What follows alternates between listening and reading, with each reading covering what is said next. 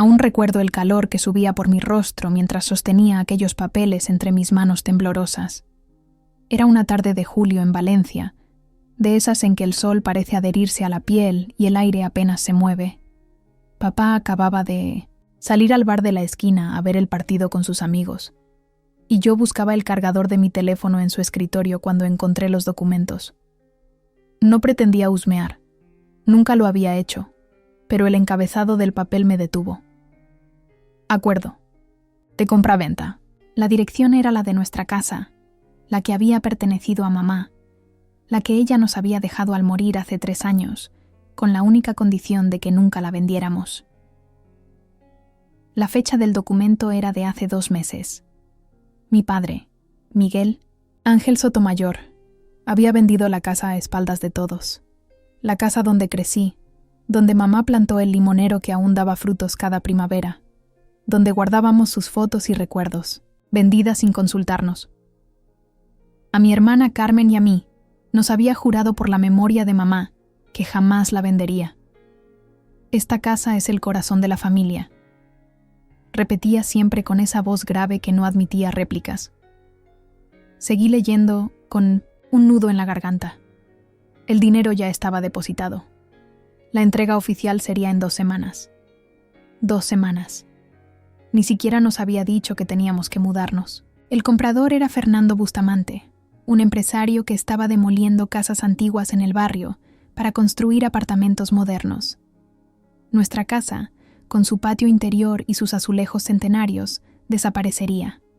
Sentí que las paredes se estrechaban a mi alrededor. La traición era completa. No solo había vendido nuestro hogar, sino que lo había hecho al hombre que mamá más despreciaba, el mismo que intentó comprarle la casa cuando ella enfermó y que la presionó hasta sus últimos días. Respiré hondo, intentando controlar el temblor de mis manos. Metí los papeles en mi bolso y subí a mi habitación. Las fotos de mamá me observaban desde la estantería. Su sonrisa congelada en el tiempo parecía ahora una mueca de decepción.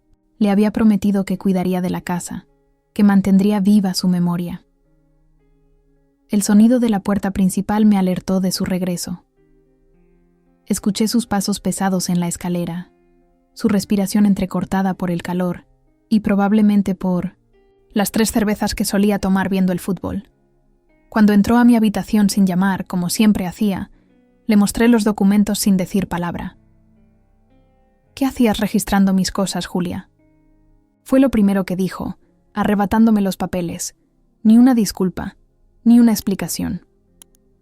¿Cuándo pensabas decirnos que tenemos que irnos de casa?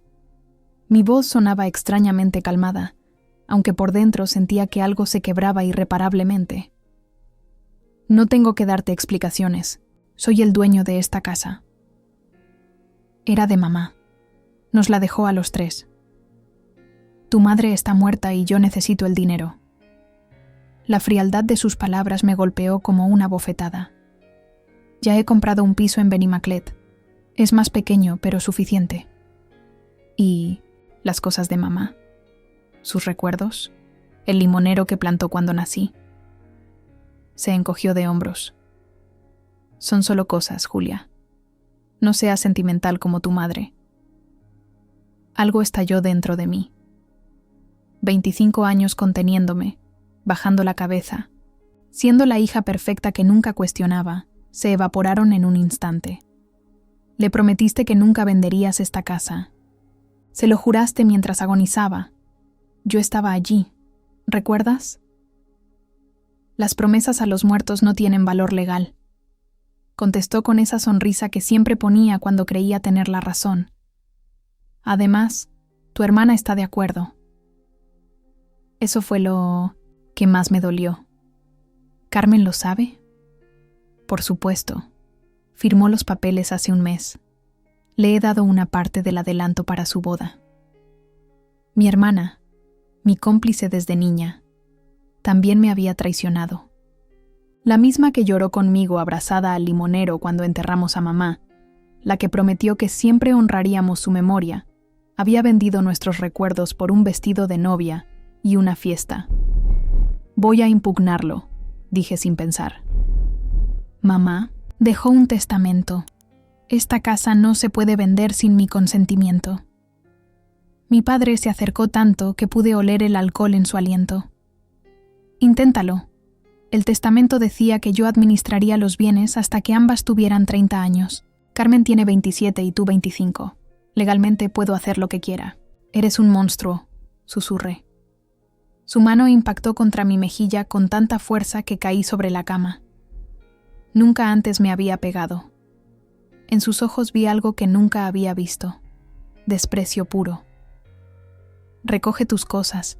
Tienes hasta mañana para decidir si vienes con nosotros al piso nuevo o te buscas la vida. Pero no vuelvas a cuestionar mis decisiones en mi propia casa.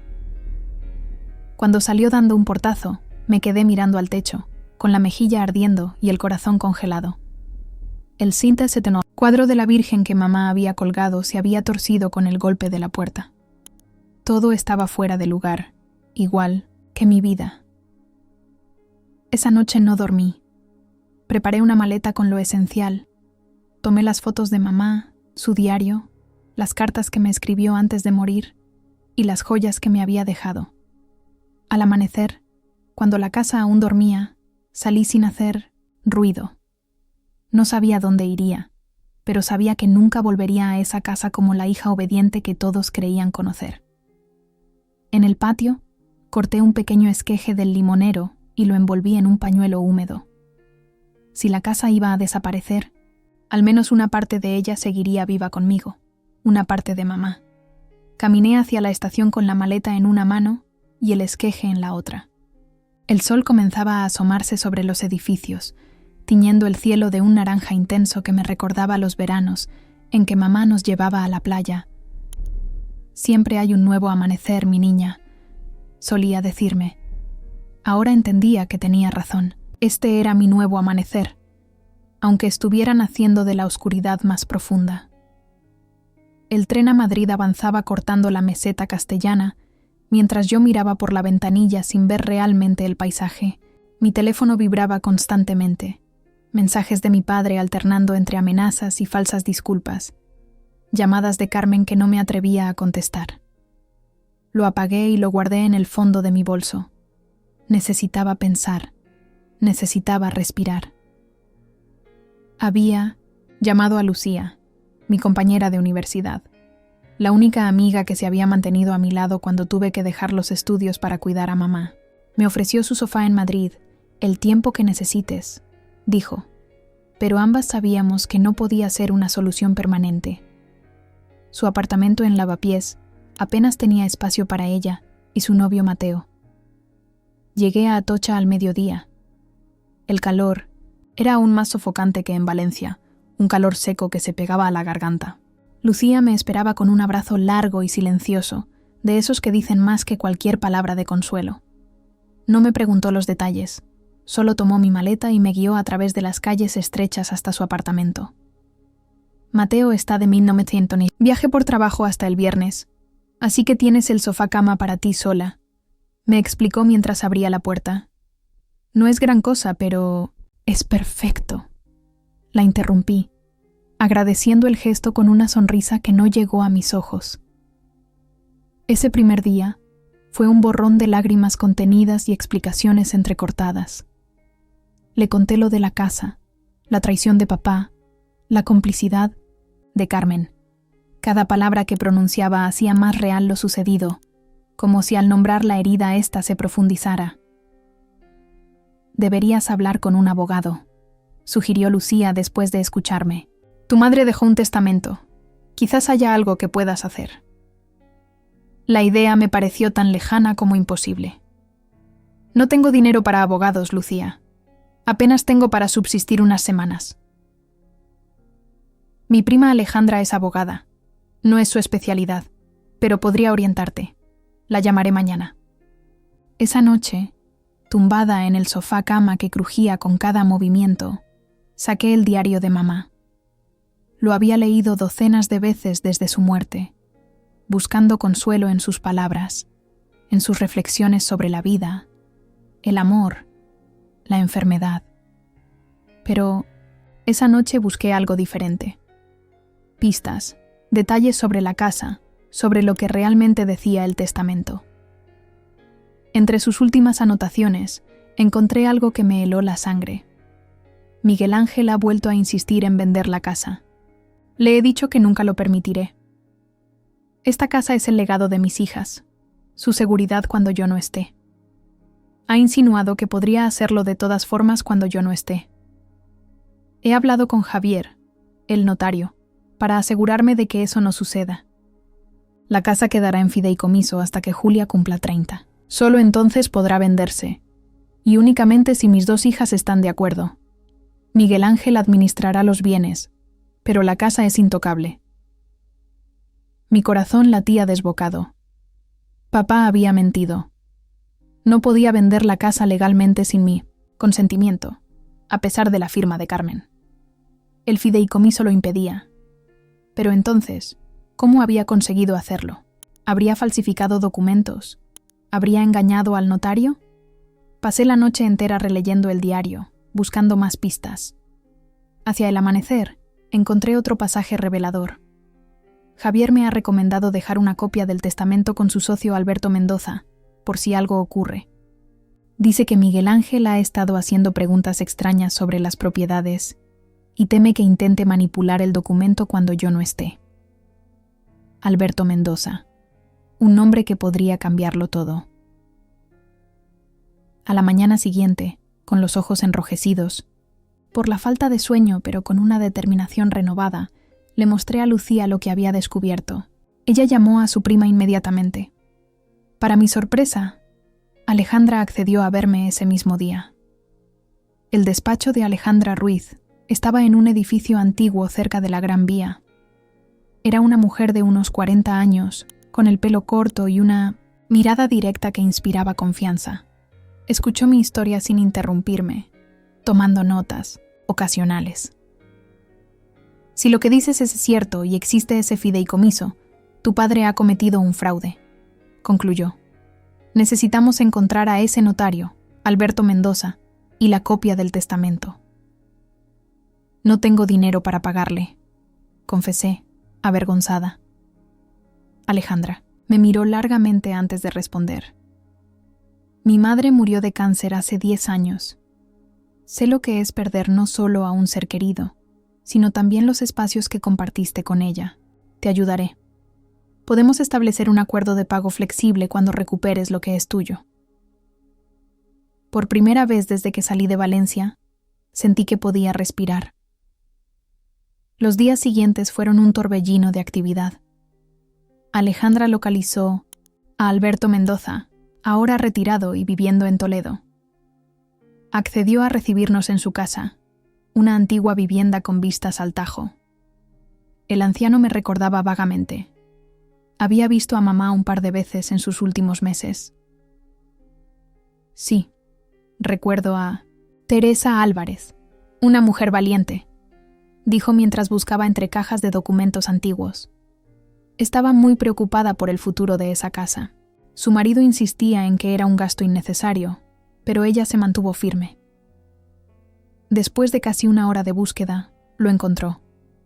Un sobre sellado con el nombre de mi madre. Dentro estaba una copia del testamento, exactamente como ella. Lo había descrito en su diario. La casa no podía venderse hasta que yo cumpliera 30 años, y solo con el consentimiento de ambas hermanas. Esto es un fraude claro, confirmó Alejandra después de revisar el documento. Podemos impugnar la venta inmediatamente. Pero cuando llamé a Carmen para contarle lo descubierto, su reacción me dejó sin palabras. Ya lo sabía, confesó con voz temblorosa. Papá me mostró el testamento original, pero me convenció de que había encontrado un vacío legal. Me dijo que si no firmaba, perderíamos la oportunidad de vender a buen precio. Necesitaba el dinero para la boda, Julia. Javier está desempleado y sus padres no nos ayudarán. Vendiste la casa de 1970. Mamá por una boda. La decepción me quemaba por dentro. ¿Qué clase de hija hace eso? No lo entiendes, sollozó Carmen.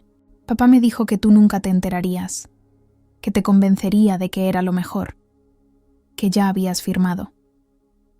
Colgué sin despedirme. Mi propia hermana, mi sangre, había elegido traicionarme por un vestido blanco y una fiesta.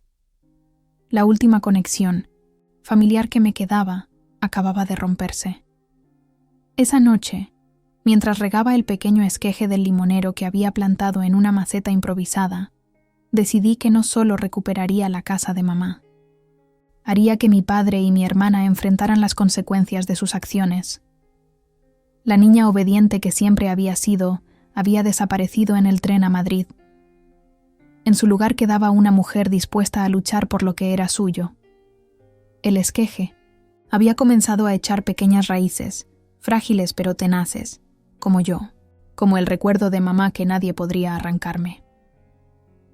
La oficina del juzgado de Valencia tenía ese olor característico a papel viejo y desinfectante industrial. Alejandra y yo esperábamos sentadas en un banco de madera gastada mientras mi padre y su abogado, un hombre de traje impecable y sonrisa ensayada, nos observaban desde el otro lado del pasillo. No nos habíamos dirigido la palabra. La tensión podía cortarse con un cuchillo. Habían pasado 3 semanas desde mi huida. 3 semanas de llamadas a notarios, reuniones con abogados, noches en vela revisando documentos. Alejandra había presentado una demanda de impugnación de la venta y solicitado medidas cautelares para detener cualquier modificación en la propiedad. Hoy era la primera audiencia. Mi padre no me miraba directamente. Se concentraba en su teléfono, fingiendo indiferencia, pero podía ver cómo su pierna derecha se movía nerviosamente, un tic que siempre había tenido cuando estaba preocupado. Carmen no había venido. Según ella, estaba demasiado estresada, con los preparativos de la boda que se celebraría en un mes. La verdad era que no tenía el valor de enfrentarme. Expediente 453-2023. Álvarez contra Sotomayor. Llamó la secretaria judicial. La hora había llegado. La sala era más pequeña, de lo que había imaginado, con paredes de un beige desvaído y un crucifijo que presidía desde lo alto. La jueza, una mujer de unos 50 años con gafas de montura roja, revisaba los documentos mientras todos tomábamos asiento. Veo que tenemos una impugnación de compraventa inmobiliaria por presunto fraude, comenzó, mirándome por encima de sus gafas. La demandante alega que la venta viola un fideicomiso testamentario. El abogado de mi padre se puso de pie con esa confianza que da el dinero. Señoría, mi cliente niega categóricamente estas acusaciones. La venta se realizó conforme a derecho, con la firma de una de las herederas y bajo la administración legal del señor Sotomayor. Alejandra se levantó con calma. Señoría, tenemos prueba documental de que existe un fideicomiso que impide la venta de la propiedad hasta que mi cliente cumpla 30 años y solo con el consentimiento de ambas herederas. Además, tenemos razones para creer que la firma de la otra heredera, Carmen Sotomayor, fue obtenida mediante engaño. Mi padre se removió incómodo en su asiento. La jueza examinó la copia del testamento que habíamos presentado.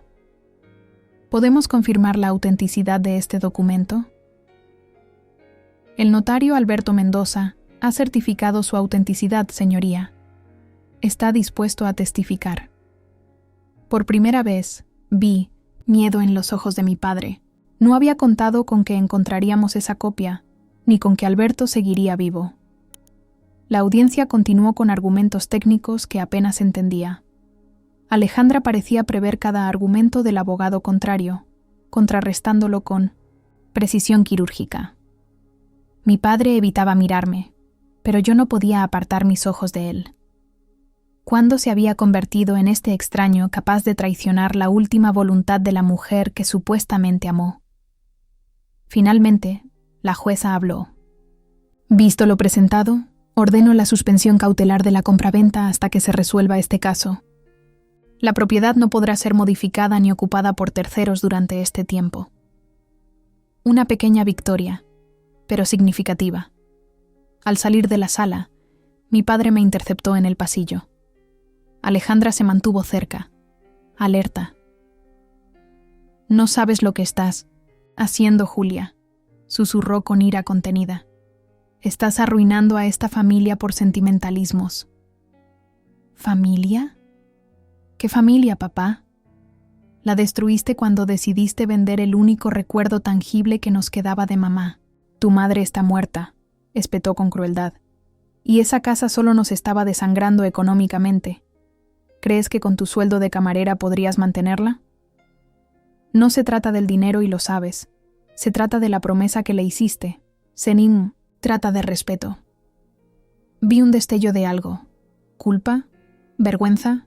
Cruzar su rostro antes de que su máscara de frialdad volviera a imponerse. Te arrepentirás de esto, Julia. Carmen se casa en un mes. ¿Cómo crees que pagará la boda ahora? El comprador va a demandarme por incumplimiento. Ese no es mi problema, respondí, sorprendida por mi propia dureza. Quizás Carmen debería preguntarse si merece una boda pagada con la traición a su madre. Me di la vuelta y me alejé, sintiendo sus ojos clavados en mi espalda como dagas. Los días siguientes fueron extraños. Me instalé en una habitación alquilada en el barrio de Ruzafa, no lejos de nuestra casa familiar. Alejandra me había ayudado a encontrar un trabajo temporal en la administración de una academia de idiomas. No era gran cosa, pero me permitía pagar el alquiler y los gastos básicos. Cada tarde, después del trabajo, pasaba por delante de la casa sin atreverme a entrar. A veces veía a mi padre salir o entrar, más envejecido de lo que recordaba. Una vez vi a Carmen, con los ojos enrojecidos, esperando en la puerta. No me acerqué. La herida estaba demasiado fresca. El proceso judicial avanzaba lentamente. Declaraciones, recursos, más audiencias. El tiempo parecía estirarse como un elástico tensado al máximo. Mientras tanto, la boda de Carmen se acercaba. Recibí una invitación por correo, un gesto formal que ambas sabíamos que era vacío. No respondí. Una noche, casi un mes después de la primera audiencia, alguien llamó a mi puerta. Era Carmen, sola, con el maquillaje corrido por el llanto. ¿Puedo pasar?, preguntó con voz quebrada. Dudé un momento antes de apartarme para dejarla entrar. Mi habitación era pequeña, apenas cabía una cama, un escritorio y el esqueje del limonero, ahora con pequeñas hojas verdes, que descansaba en la ventana. He cancelado la boda, anunció sin preámbulos, sentándose en el borde de mi cama. La noticia me golpeó como un puñetazo inesperado. ¿Por qué? Javier y yo discutimos sobre todo esto. Él me dijo que escogiera, o la boda, o reconciliarme contigo. Dijo que no quería comenzar nuestro matrimonio sobre una traición. No supe qué decir. Una parte de mí quería abrazarla, consolarla. Otra parte seguía herida, desconfiada. Papá está desesperado, continuó Carmen. El comprador lo ha demandado. Dice que si no recupera la casa, tendrá que vender el piso nuevo para pagar la indemnización y las costas judiciales. ¿Y ahora debo sentir lástima?, pregunté, más cansada que enfadada. No, solo quería que lo supieras. Levantó la mirada, sus ojos idénticos a los míos, a los de mamá. Y quería decirte que tenías razón. Fui egoísta, débil. Dejé que papá me manipulara como siempre ha hecho. Se produjo un silencio largo, pesado, lleno de palabras no dichas y recuerdos compartidos. «Hay algo más», dijo finalmente. «He estado revisando los papeles de papá. Creo que ha estado falsificando la firma de mamá en documentos bancarios, desde antes de que muriera. Encontré talonarios con su firma imitada y extractos de cuentas que no conocíamos». Mi mente conectó los puntos rápidamente. ¿Crees que por eso quería vender la casa tan desesperadamente? Está en 1900. ¿Problemas económicos? No lo sé, pero he traído copias de lo que encontré.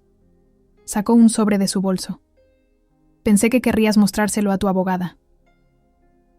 Tomé el sobre con manos temblorosas. Era pesado, lleno de papeles. Mi hermana se levantó para irse. Carmen, la llamé cuando ya estaba en la puerta. ¿Por qué ahora? ¿Por qué me ayudas después de todo? Se detuvo sin volverse. Porque recordé lo que mamá siempre decía. Las hermanas son el único amor que permanece cuando todo lo demás se desmorona. Y porque estoy cansada de vivir con miedo a papá. Cuando cerró la puerta tras de sí, me quedé mirando el sobre en mis manos. Dentro podría estar la clave para entender toda esta pesadilla, para ganar el caso definitivamente. Pero también podría destrozar por completo lo poco que quedaba de nuestra familia. Esa noche, mientras revisaba documento tras documento con el corazón encogido, comprendí que la verdadera batalla apenas comenzaba y que sus consecuencias irían mucho más allá de recuperar una casa. Se trataba de recuperar la verdad, la memoria de mamá y quizás a mi hermana. Los documentos que Carmen me había entregado estaban esparcidos sobre mi pequeña mesa. Había pasado la noche entera examinándolos, siguiendo el rastro del dinero como si fuera un detective amateur. Lo que descubrí me dejó sin aliento.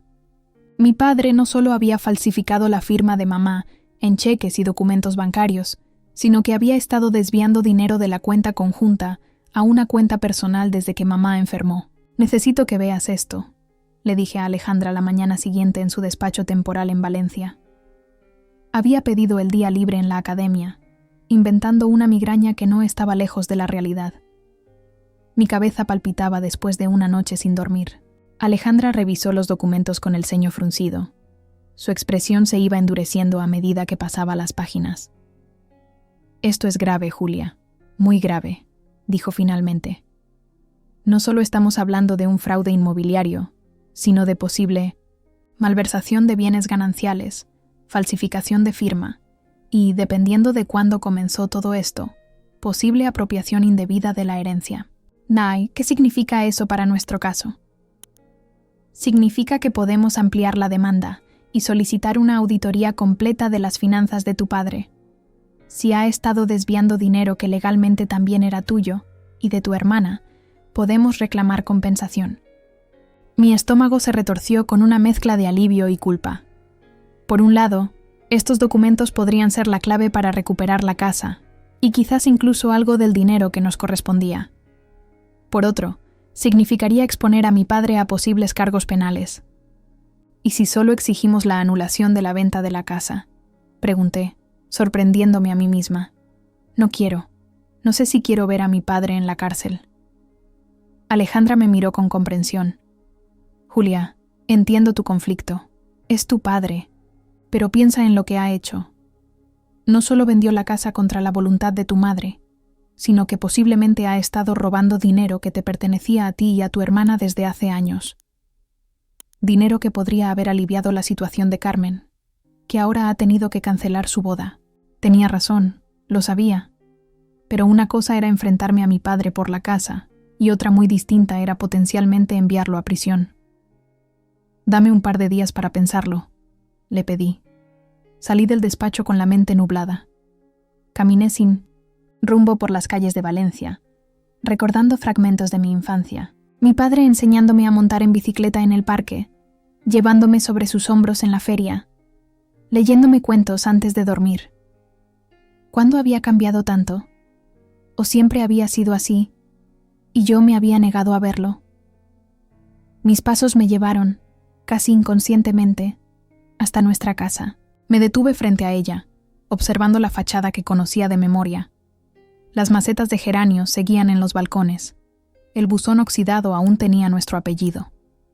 Desde fuera, todo parecía igual, pero todo había cambiado irremediablemente. Estaba a punto de darme la vuelta cuando la puerta se abrió y apareció mi padre.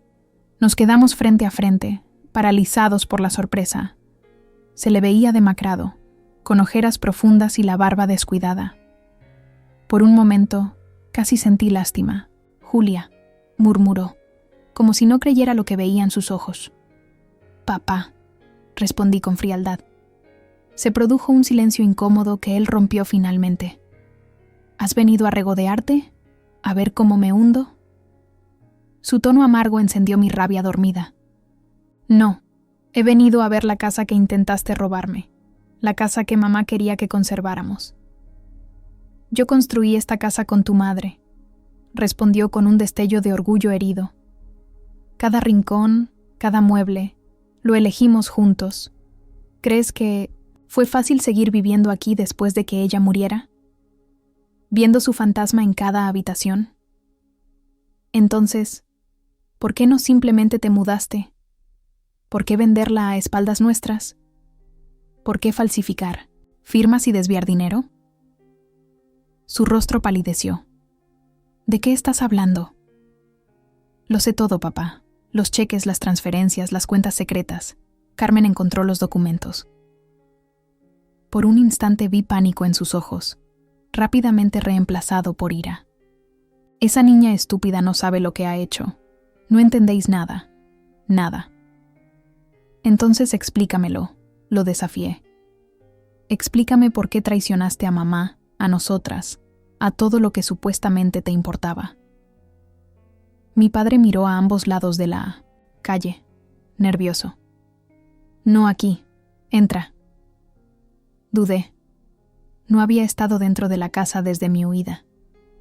No sabía si estaba lista para enfrentar los recuerdos. Pero necesitaba respuestas. Lo seguí al interior. El olor familiar me golpeó como una ola. Una mezcla de café, libros viejos y el perfume de lavanda que mamá siempre usaba para la ropa. La casa estaba desordenada, con platos sucios en la cocina y ropa esparcida por el salón. Mi padre nunca había sido así de descuidado. Siéntate, ordenó, señalando el sofá mientras él permanecía de pie, inquieto. Lo que voy a contarte no sale de aquí, ¿entendido? Asentí, aunque no estaba segura de poder prometerlo. He estado en problemas desde hace años, comenzó, pasándose una mano por el pelo canoso. Deudas de juego. Comenzó como algo pequeño, apuestas con amigos, pero se fue de las manos.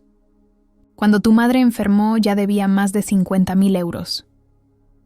La revelación me dejó sin palabras.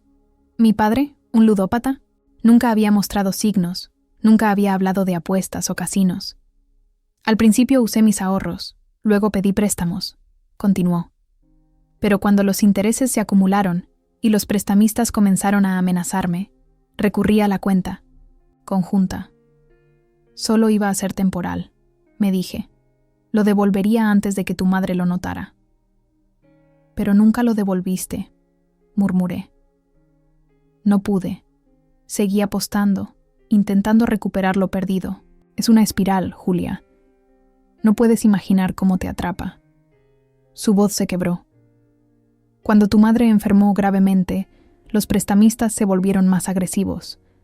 Amenazaron con venir a casa, con haceros daño a vosotras. No podía permitirlo. ¿Por eso falsificaste su firma? ¿Para protegernos? La incredulidad teñía mi voz. Para ganar tiempo, para mantener a los lobos alejados de la puerta. Después, cuando ella murió, hizo una pausa, tragando saliva. Los prestamistas seguían ahí, pero ahora tenían paciencia. Sabían que había una casa, que habría una herencia, y esperaron. Hasta que no pudiste seguir pagando los intereses, concluí, empezando a entender, y decidiste vender la casa para saldar tus deudas. Asintió, avergonzado. El comprador, Bustamante, no es solo un empresario. Es uno de mis principales acreedores. Fue su idea. Él cancelaría mi deuda a cambio de la casa a un precio por debajo del mercado. Dijo que si no aceptaba, se aseguraría de que toda Valencia supiera que Miguel Ángel Sotomayor era un estafador y un ladrón. Mi mente procesaba esta nueva información a toda velocidad. De pronto, muchas cosas empezaban a tener sentido. Los sobresaltos de mi padre con el teléfono, las visitas de hombres desconocidos, su insistencia en vender la casa rápidamente. ¿Carmen lo sabe? ¿Lo de las deudas de juego? No. Le dije que eran deudas del negocio, inversiones fallidas. Siempre ha sido más fácil de convencer que tú. Una sonrisa triste cruzó su rostro. Siempre fuiste como tu madre, obstinada, perspicaz. Sabía que no me creerías tan fácilmente. Me levanté, incapaz de seguir sentada. La cabeza me daba vueltas.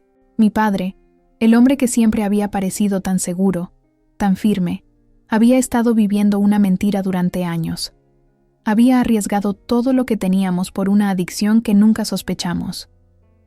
¿Cuánto debes ahora?, pregunté finalmente. Con distintos intereses, casi 200.000 euros. La cifra me dejó sin aliento. Era una suma astronómica para nosotros. Y ahora que la venta está bloqueada. Ahora estoy acabado, completó con una calma aterradora. Bustamante no es de los que perdonan. Ya ha enviado a sus matones un par de veces. La próxima, no se irán con las manos vacías.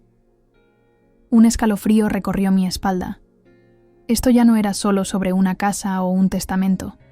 Era potencialmente peligroso. Tienes que denunciarlo, dije. A la policía, a las autoridades. Mi padre soltó una risa amarga. ¿Y admitir que he cometido fraude, falsificación, malversación? Iría directamente a la cárcel. Además, gente como Bustamante tiene conexiones. No, la única solución era vender la casa y desaparecer. Empezar de nuevo en otro lugar. Nos quedamos en silencio, cada uno perdido en sus pensamientos. Por la ventana, vi el limonero en el patio. Seguía allí, fuerte, imperturbable ante nuestros dramas humanos. ¿Por qué me cuentas esto ahora?, pregunté al fin. ¿Por qué no antes? Mi padre se dejó caer en una silla, repentinamente envejecido. Porque ya no tengo nada que perder. Y porque, a pesar de todo, eres mi hija. Mereces saber la verdad antes de que todo estalle. Sentí lágrimas formándose en mis ojos. Lágrimas de rabia, de tristeza, de una extraña compasión que no quería sentir. No sé si puedo ayudarte, dije con honestidad. No sé si quiero hacerlo después de todo lo que has hecho. No te estoy pidiendo ayuda, Julia, solo tiempo. Dame un par de semanas para resolver esto a mi manera. Después, la casa será tuya, como tu madre quería.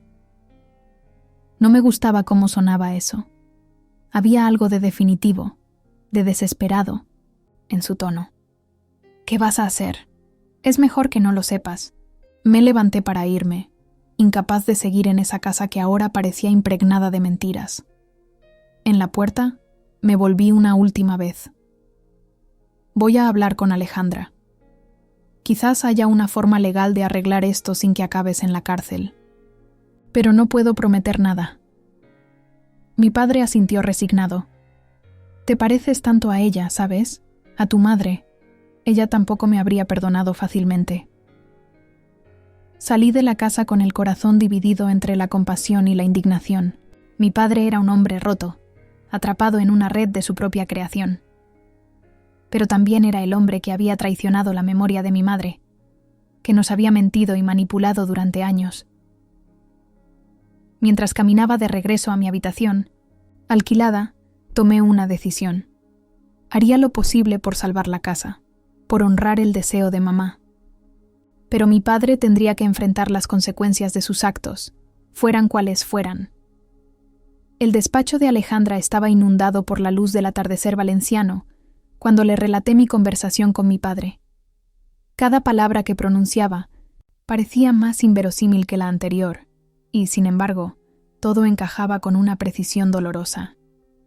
Ludopatía, suspiró Alejandra cuando terminé. Explica muchas cosas, pero complica otras tantas. ¿A qué te refieres? Por un lado, podríamos argumentar coacción en la venta. Si este Bustamante es realmente un prestamista que estaba presionando a tu padre, podríamos considerarlo una venta bajo amenaza, lo que la invalidaría automáticamente. Hizo una pausa, tamborileando con los dedos sobre la mesa. Por otro lado, ahora tenemos que considerar que hay elementos de crimen organizado involucrados. Esto ya no es solo un asunto civil. Un nudo se formó en mi garganta. ¿Crees que mi padre está en peligro real? Si lo que dice es cierto, sí.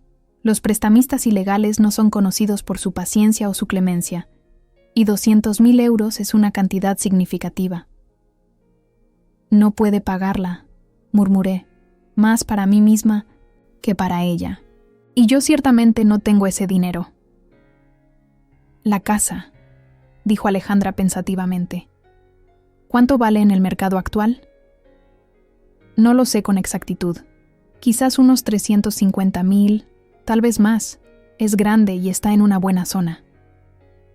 ¿Y Bustamante? Iba a comprarla por 220,000, suficiente para cubrir la deuda de mi padre y dejarlo con algo para empezar de nuevo. Alejandra asintió, reflexionando. Julia, lo que voy a proponerte puede sonar frío, pero es la solución. Más práctica. Podríamos permitir que la venta siga adelante, pero renegociando los términos. Exigir el precio de mercado completo. Con eso, la deuda se pagaría y quedaría un remanente significativo que sería parte de la herencia a dividir entre tu hermana y tú. La proposición me golpeó como un balde de agua fría. ¿Vender la casa? ¿Después de todo lo que hemos luchado por conservarla? Sé que no es lo que querías oír, respondió con calma. Pero piénsalo. La casa está ahora mismo en el centro de un conflicto peligroso. Tu padre está amenazado. Tú podrías estarlo también si estos hombres deciden que eres un obstáculo. ¿Vale la pena arriesgar tanto por un inmueble? No es solo un inmueble, protesté. Es todo lo que queda de mamá. Tu madre no está en esas paredes, Julia. Está en tus recuerdos, en lo que te enseñó, en quién eres. Sus palabras, aunque bien intencionadas, me irritaron. Alejandra no podía entender lo que significaba esa casa para mí. No era solo ladrillos y cemento. Era el último espacio donde podía sentir la presencia de mamá, donde cada rincón guardaba una historia, un momento compartido. Necesito pensarlo, dije, levantándome. Gracias por tu consejo, pero esto no es una decisión que pueda tomar ahora mismo. Salí del despacho con la mente en ebullición. Las calles de Valencia estaban animadas con la vida nocturna comenzando a despertar. Grupos de jóvenes reían, parejas caminaban de la mano, turistas fotografiaban la arquitectura, modernista, vidas normales, sin el peso de decisiones imposibles sobre sus hombros. Mi teléfono vibró con un mensaje de Carmen. Necesitamos hablar. Es urgente. Estoy en el Café Ruzafa. El Café Ruzafa estaba a solo unas calles.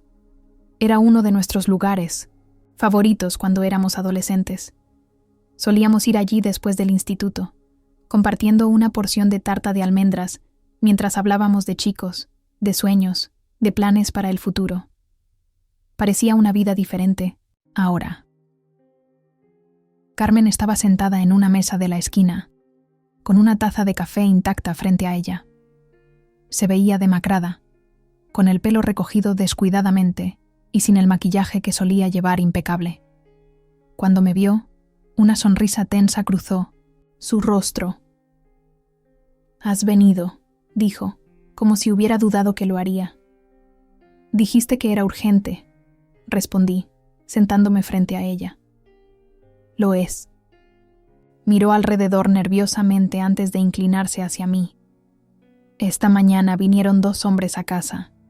Preguntaron por papá, pero él no estaba. Me dijeron que tenía hasta el viernes para pagar, o las consecuencias serían irreparables». Sus palabras exactas. Un escalofrío recorrió mi espalda. ¿Te amenazaron directamente? No con palabras, pero su actitud. Se estremeció visiblemente. Uno de ellos me acarició la mejilla antes de irse. Dijo que era una lástima que una cara tan bonita pudiera estropearse tan fácilmente.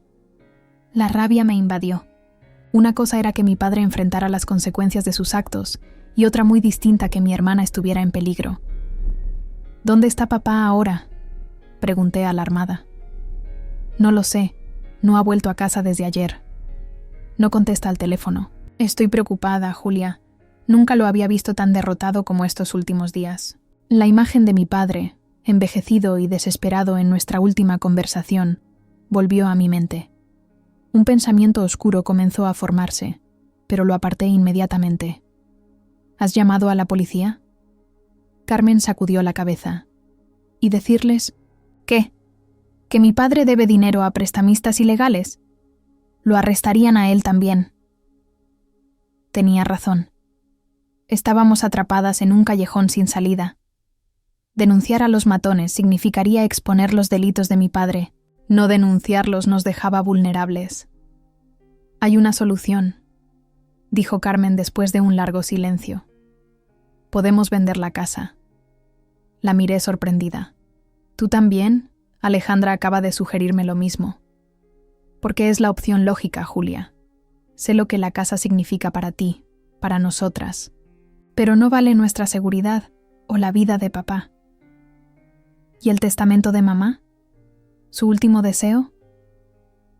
Carmen suspiró profundamente. Mamá quería que la casa nos protegiera, que fuera nuestra seguridad. Pero ahora mismo es lo que nos pone en peligro. Creo que ella entendería. Quizás tenía razón. Quizás me estaba aferrando a la casa como una forma de aferrarme a mamá, negándome a dejarla ir completamente. Pero la idea de rendirme, de dejar que Bustamante ganara después de todo lo ocurrido, me resultaba insoportable. Hay otra opción, dije lentamente, una idea formándose en mi mente. Podríamos vender la casa, pero no a Bustamante. Encontrar otro comprador dispuesto a pagar el precio de mercado completo. Usar ese dinero para saldar la deuda y dividir el resto. Los ojos de Carmen se iluminaron. Podría funcionar.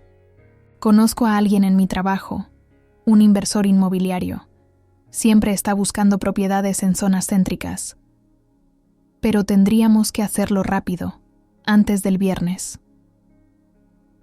Lo llamaré esta misma noche. Por primera vez en semanas, sentí que Carmen y yo volvíamos a ser un equipo. La brecha que se había abierto entre nosotras comenzaba a cerrarse. No era una reconciliación completa, pero era un comienzo. Hay algo más, dijo Carmen dudando. Javier y yo hemos pospuesto la boda. No la hemos cancelado.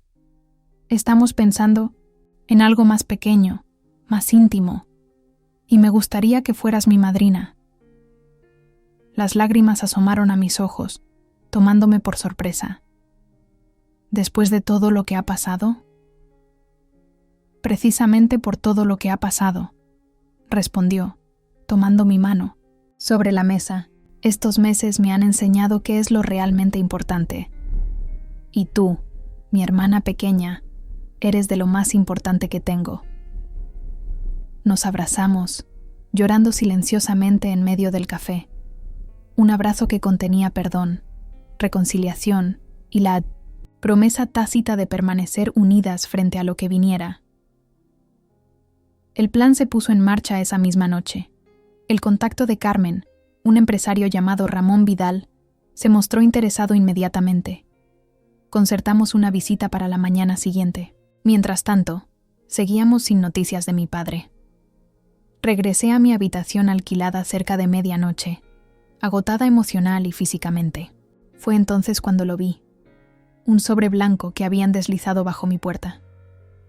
Mi nombre escrito en la inconfundible caligrafía de mi padre. Con manos temblorosas, abrí el sobre. Dentro había una carta y un juego de llaves que reconocí inmediatamente. Las llaves de nuestra casa. Querida Julia, comenzaba la carta. Cuando leas esto, habré tomado medidas para solucionar el desastre que he creado. No es la manera que hubiera elegido, pero es la única que me queda para protegeros a ti y a tu hermana. He hablado con Bustamante. He llegado a un acuerdo. A cambio de cancelar mi deuda, le he ofrecido algo que desea más que la casa. Un terreno. En la costa que compré hace años como inversión y que he mantenido en secreto, está a su nombre ahora. La casa queda libre de cargas, como tu madre deseaba. Las llaves adjuntas son para ti. Haz con ella lo que consideres correcto. No intentes encontrarme. Para cuando leas esto, estaré lejos. Necesito tiempo para reconstruir mi vida, para enfrentar mis demonios. Quizás algún día pueda ganarme vuestro perdón. Cuida de tu hermana. Cuídate a ti misma. Siento profundamente todo el daño que os he causado. Con amor, a pesar de todo, papá. La carta cayó de mis manos. Mi padre se había ido. Había encontrado una solución, a su manera. Pero, ¿a qué precio? ¿Qué terreno era ese? ¿Realmente existía o era otra de sus mentiras desesperadas? Llamé a Carmen inmediatamente, leyéndole la carta por teléfono. Dios mío, susurró. ¿Crees que realmente se ha ido? No lo sé, pero voy a averiguarlo. Esa noche no dormí. Al amanecer, me dirigí a nuestra casa con las llaves que mi padre me había dejado. El silencio al entrar era absoluto. Recorrí cada habitación, cada rincón. Sus cosas personales habían desaparecido. Ropa, documentos, fotografías. Solo quedaban muebles y objetos que habían pertenecido a mamá. En el escritorio del salón encontré otro sobre, este dirigido a Carmen. Lo guardé para dárselo personalmente. También encontré los papeles de la casa, ordenados pulcramente. Escrituras, recibos de impuestos pagados, facturas de mantenimiento. Todo en orden, como si mi padre hubiera querido dejar sus asuntos arreglados antes de desaparecer. En su mesilla de noche, un último objeto me esperaba. El anillo de boda de Mindanacentes mamá, que él había conservado tras su muerte. Un círculo perfecto de oro blanco con un pequeño diamante. Lo tomé entre mis dedos, sintiendo su peso, su significado. No era solo un anillo, era el símbolo de una promesa que se había roto, de un amor que se había transformado en algo irreconocible. Salí al patio trasero, donde el limonero seguía en pie, resistiendo el paso del tiempo. Me senté bajo su sombra, con el anillo en la palma de mi mano, y por primera vez desde que comenzó toda esta pesadilla, lloré sin contención. Lloré por mamá, por la casa que casi perdimos, por mi padre que se había ido, por la familia, que una vez fuimos y nunca volveríamos a ser. Pero entre lágrimas, una certeza comenzaba a tomar forma. Esta casa, ahora libre de amenazas y deudas, podía volver a ser un hogar. No exactamente como antes, pero quizás algo nuevo, algo reconstruido sobre los cimientos de lo que quedaba. El limonero susurró con la brisa, como si aprobara mis pensamientos. Sus ramas, cargadas de frutos amarillos, se mecían suavemente. Vida que continuaba, a pesar de todo, como nosotras tendríamos que hacer. 6 meses después, la casa volvía a sentirse viva. Las paredes, recién pintadas en tonos cálidos, habían perdido ese aire de abandono que las cubría cuando mi padre se marchó. Los muebles, reorganizados para dar más amplitud a las habitaciones, parecían respirar con renovada dignidad, y el limonero del patio, podado y cuidado con esmero, daba ahora más frutos que nunca. Carmen y Javier se habían casado en una ceremonia íntima en el jardín municipal, con apenas 20 invitados. Llevé un vestido color lavanda y sostuve su ramo mientras intercambiaban votos simples pero sinceros. No fue la boda que ella había soñado originalmente, pero en sus ojos brillaba una felicidad genuina que las grandes celebraciones no pueden garantizar. Ahora vivían en un pequeño apartamento cerca del puerto, empezando su vida juntos con recursos modestos, pero con una honestidad que antes faltaba. Javier había encontrado trabajo en una consultora tecnológica y Carmen había retomado sus estudios de diseño gráfico, un sueño que había abandonado años atrás por presiones de mi padre. Yo seguía en la casa familiar. No podía imaginarme vendiéndola, no después de todo lo que había ocurrido. Cada rincón guardaba memorias que me anclaban, que me recordaban quién era y de dónde venía. Pero tampoco podía mantenerla sola. Era demasiado grande, demasiado costosa. La solución llegó de manera inesperada, como suelen hacerlo las mejores ideas. Una tarde, mientras ordenaba el despacho que había pertenecido a mi padre, encontré un álbum de fotos antiguo. En él, imágenes descoloridas mostraban la casa en sus primeros años. cuando mis padres acababan de comprarla. En varias fotos, la planta baja aparecía como un espacio independiente, con su propia entrada. Había sido una pequeña librería antes de que mis padres la integraran a la vivienda. Algo hizo clic en mi mente. ¿Y si recuperaba esa disposición original? Podría convertir la planta baja en un negocio y vivir en la parte superior. No solo resolvería mis problemas económicos, sino que le daría nueva vida al espacio. Las siguientes semanas fueron un torbellino de actividad. Consulté con arquitectos, solicité permisos, contraté albañiles. La reforma no era sencilla, pero cada paso me llenaba de un entusiasmo que creía haber perdido para siempre. Carmen me apoyaba incondicionalmente, viniendo cada tarde después del trabajo para ayudarme a escoger materiales, colores, mobiliario. ¿Estás segura de esto?, me preguntó un día, mientras decidíamos dónde colocar la nueva escalera que separaría la tienda de la vivienda. Es una inversión grande, y no sabemos si funcionará. Estoy segura, respondí con una convicción que me sorprendió a mí misma. No es solo por el dinero, Carmen. Es por darle un propósito nuevo a este lugar, por transformar algo que estuvo a punto de destruirnos en algo que nos nutra. Mi hermana me abrazó en silencio, comprendiendo perfectamente lo que quería decir. La idea del negocio surgió naturalmente. Una pequeña librería café, como la que había existido décadas atrás. Siempre había amado los libros. Herencia, directa de mamá, que había sido profesora de literatura. Y Valencia, con su creciente escena cultural, parecía el lugar perfecto para un espacio así. Le puse por nombre El Limonero. No solo por el árbol del patio, al que los clientes tendrían acceso, sino porque ese limonero simbolizaba para mí la resistencia, la capacidad de seguir dando frutos, incluso en las circunstancias más adversas. El día de la inauguración amaneció despejado, uno de esos días primaverales en que Valencia parece brillar con luz propia. Carmen llegó temprano para ayudarme con los últimos preparativos. Habíamos dispuesto mesas pequeñas entre las estanterías, decorado las paredes con ilustraciones de libros clásicos, preparado el mostrador donde serviríamos café y pasteles caseros. En cada mesa, un pequeño jarrón con flores frescas añadía color y calidez. «Es precioso, Julia», dijo mi hermana, contemplando el resultado final. «Mamá estaría tan orgullosa». «Espero que sí», murmuré, emocionada. «A veces siento que está aquí, ¿sabes? Cuando el sol entra por esas ventanas, o cuando huelo los libros nuevos, como si aprobara lo que estamos haciendo». Carmen asintió, sus ojos brillantes por lágrimas contenidas. «Lo sé, yo también lo siento». Los primeros clientes comenzaron a llegar poco después de abrir.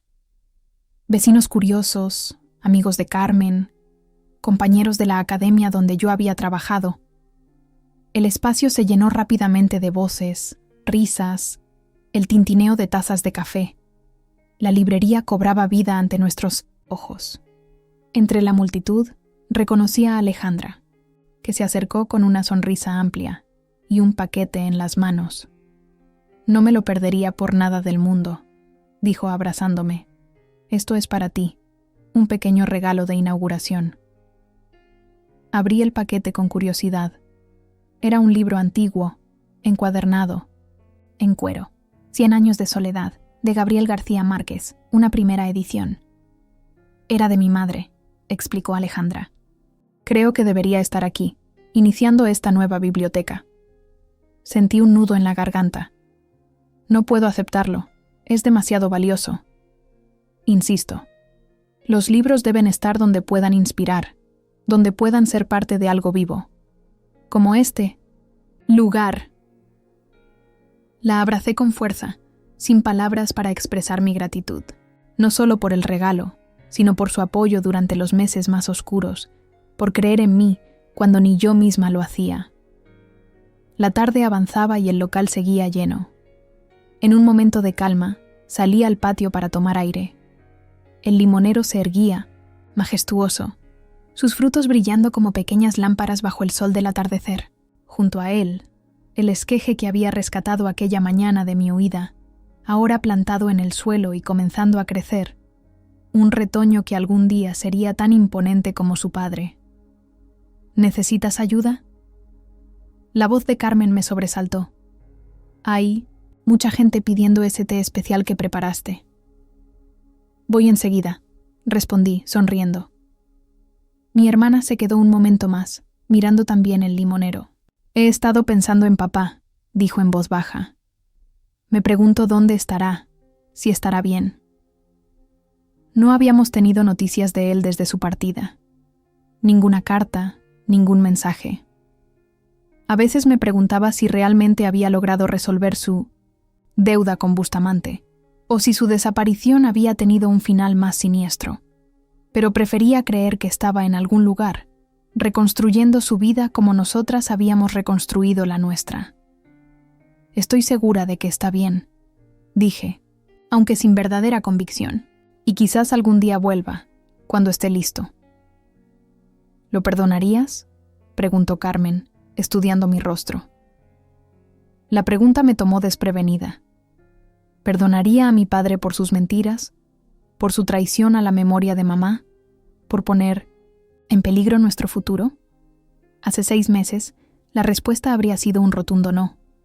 Pero ahora, no lo sé, respondí honestamente.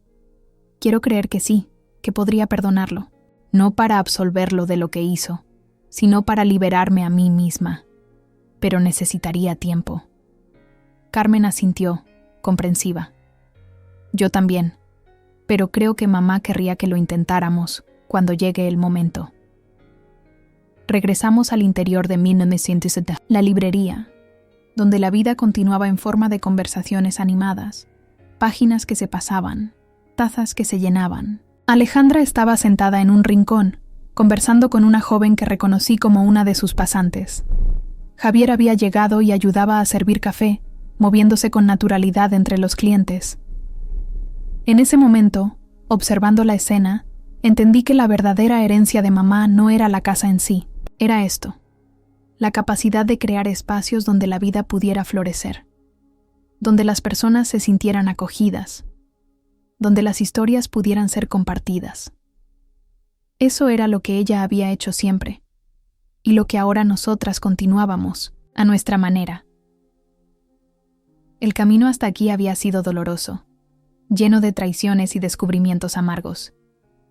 Pero de ese dolor había nacido algo nuevo, algo que quizás no hubiera existido sin la crisis que nos obligó a reexaminar todo lo que dábamos por sentado.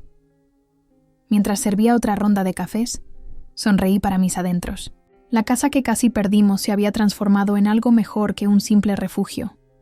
Era ahora un punto de encuentro, un espacio de creación, un lugar donde los recuerdos del pasado convivían armoniosamente con las posibilidades del futuro. Yo también me había transformado. Ya no era la joven insegura que había salido de esta misma casa meses atrás con una maleta y un esqueje de limonero. Era una mujer que había aprendido a luchar por lo que amaba, a reconstruir lo que se había roto, a encontrar belleza incluso en las grietas. Esa noche, cuando todos se marcharon y la librería quedó en silencio, subí a mi apartamento en la planta superior. Desde mi ventana podía ver el limonero, plateado bajo la luz de la luna. A su lado, el pequeño retoño parecía más frágil que nunca, pero sabía que crecería fuerte. La naturaleza tiene esa sabiduría. Sabe que a veces es necesario empezar de nuevo, desde la semilla, para alcanzar la plenitud. Me tumbé en la cama, exhausta, pero satisfecha. Mañana sería otro día. La librería abriría sus puertas, llegarían nuevos clientes, nacerían nuevas historias. Y en cada una de ellas, de alguna manera, seguiría vivo el espíritu de mi madre. «Lo logramos, mamá», susurré en la oscuridad. «Salvamos la casa, pero de una forma que nunca imaginamos. Espero que te guste lo que hemos hecho con ella». El Printos. Silencio que siguió estaba lleno de paz, como si, desde donde estuviera, ella hubiera asentido en aprobación. Con esa sensación de calma, me quedé dormida. soñando con limones maduros y páginas por escribir.